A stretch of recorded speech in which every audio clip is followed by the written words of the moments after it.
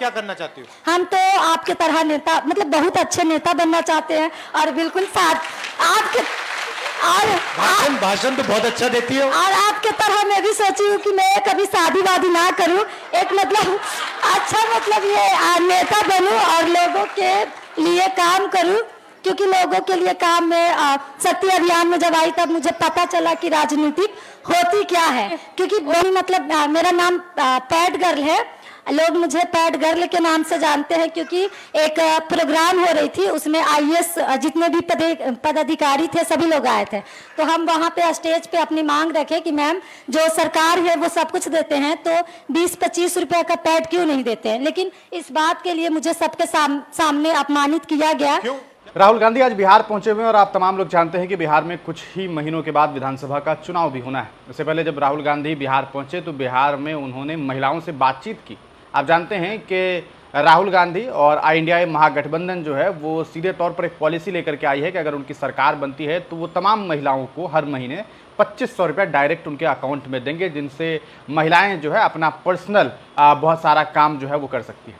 इस बीच जब इन तमाम मामलात को लेकर के महिलाओं से बातचीत कर रहे थे राहुल गांधी, उनसे राय ले रहे थे, सजेशन ले रहे थे, तभी एक पैड मैन नाम की लड़की से उनकी मुलाकात हुई और उस लड़की ने जो बातें कही है वो आप तमाम लोग सुनेंगे तो आप भी इमोशनल हो जाएंगे कि कैसे एक लड़की ने एक बड़ा चैलेंज लिया और समाज की एक अहम मुद्दे पर बातचीत की तो उसका मजाक भी बनाया गया, लेकिन वो लड़की हारी नहीं, डटी रही और आज वो कहती है कि आप राहुल जी शादीशुदा नहीं हैं और मैं भी शादीशुदा नहीं हूं, मैं भी शादी नहीं करने वाली, मैं समाज में तब्दीली चाहती हूं और मैं इसके लिए काम कर रही हूं। क्या कुछ वो लड़की कहती है, आप इस वीडियो को देखिए। मेरा नाम रिया पासवान है और मैं बिहार के सबसे बड़े स्लम एरिया से आती हूँ और मैं यहाँ तक आज जो आई हूँ मैं खुद की बदौलत आई हूँ, शक्ति अभियान की बदौलत आई हूँ। अब मुझे यहाँ लाने में कोई नेता विधायक का हाथ नहीं है, किसी लोगों का हाथ नहीं है। और हमारी जो सबसे बड़ी स्लम एरिया है वहाँ पे बेरोजगारी, गरीबी, सब दलित समाज के लोग रहते हैं और गरीबी यहाँ कूट कूट कर भरा हुआ है, बेरोजगारी भी। और हमारे घर के जहाँ हम रहते हैं वहाँ पे मोरिया लोक है, नगर निगम है और यहीं पे इस्कॉन टेम्पल है। लेकिन उसके बाद भी हमारी जो व्यवस्था है हमारी स्लम एरिया की, उसमें ना तो अच्छी शिक्षा दी जाती है और ना ही हम लोगों को कुछ रहने का साधन है। बिल्कुल गरीबी की जिंदगी हम लोग जी रहे हैं। ये इस्कॉन टेम्पल कब बना? ये तो हो गया है कुछ साल बने हुए। कुछ साल मतलब पुराना है या अभी नहीं, अभी तो न्यू ही समझिए, न्यू ही है। कितना बड़ा है? बहुत बड़ा है, बहुत बड़ा।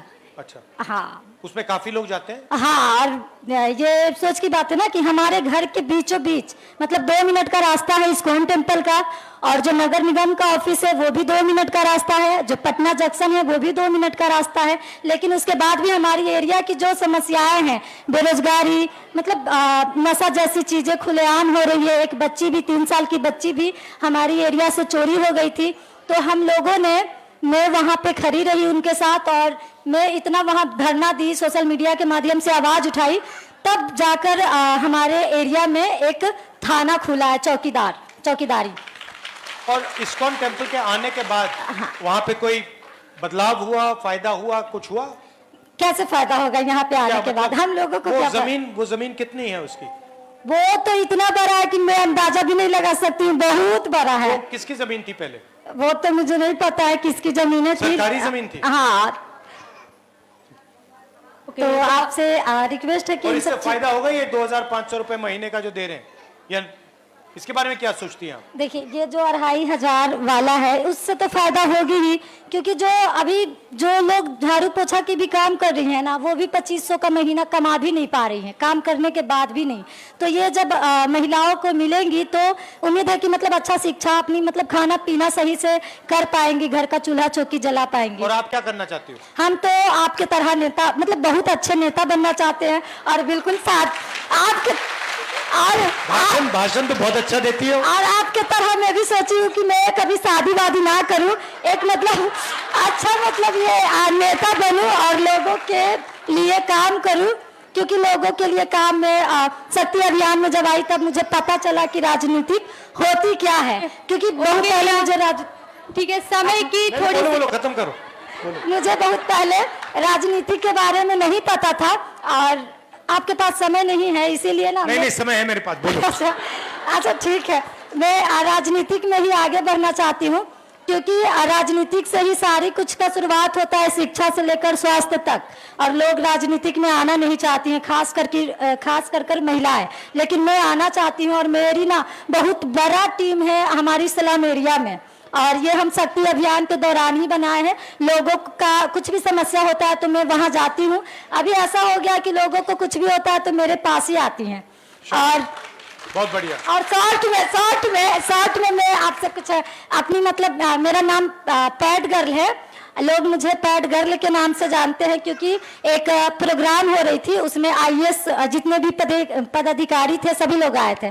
तो हम वहाँ पे स्टेज पे अपनी मांग रखे कि मैम जो सरकार है वो सब कुछ देते हैं तो 20-25 रुपए का पैड क्यों नहीं देते हैं। लेकिन इस बात के लिए मुझे सबके सामने अपमानित किया गया। क्यों, क्या कहा उसने? जो मैडम थी वो मुझे बोली कि आज तुम पैड मांग रही हो, कल तुम अच्छे जूते मांगोगी, उसके बाद गर्भ निरोध मांगोगी। और ये जो है फिर ये वीडियो इतना वायरल हुआ कि वो मैडम को हमसे माफी मांगना पड़ गया।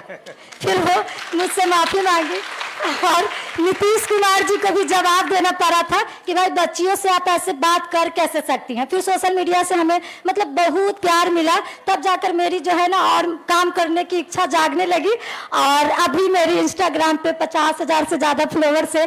लोग मुझे मेरी बातों में सुनना पसंद करते हैं। अगर कहीं भी कोई समस्या होती है तो मैं अपनी बातों को सोशल मीडिया के माध्यम से रखती हूँ। ठीक है, और अच्छा लगा।